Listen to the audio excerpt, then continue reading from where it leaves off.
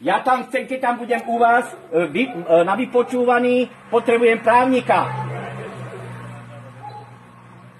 S 2. Máme na to právo, vy ste štátni zamestnanci.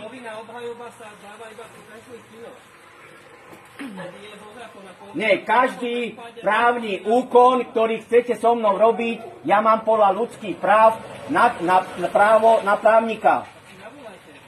Mám právo na právnika. Pošlite mi pozvánku, alebo čo to máte, kedy mám prísť a v papieri napíšte, čo pošlete, že máte pre mňa pripraveného právnika.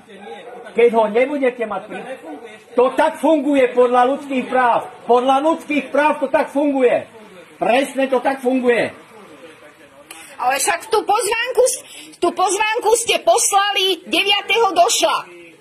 Ne, ja ich tak. Samozrejme, že podľa ľudských práv ja musím mať právnika. Prosím, vy mi nerobte tú ostudu medzi občanmi. Ne, vy robíte. Vy nepostupujete podľa zákona Ústavy Slovenskej republiky a podľa ľudských práv, ktoré je dokonca nadriadené ústave. Dovidenia. Napíšte, kedy ma zavoláte, bez všetkého prídem. Ale musia tam byť všetky veci, ktoré tam majú byť. Podľa zákona a ľudských práv. Dovidenia, choďte preč. Stojíte na môj pozemku.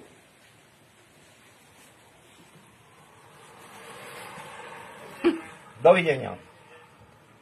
Bojíte sa? Čaputovú je podvodom právnička. Konajte. Oznamuje, to vás nezaujíma, že je spáchala zločin aj s Matovičom. To vás nezaujíma. Choďte preč. A ste mi pokazili reťaz, poškodili majetok. Tam chytajte zločincov. Tí chránite a sú na slobode. Na čo to tam máte, že pomáhať a chrániť? Máte chrániť občanov a pomáhať občanom. Dobre. Ne chrániť zločincov. Ja si ich ešte takto vezmem.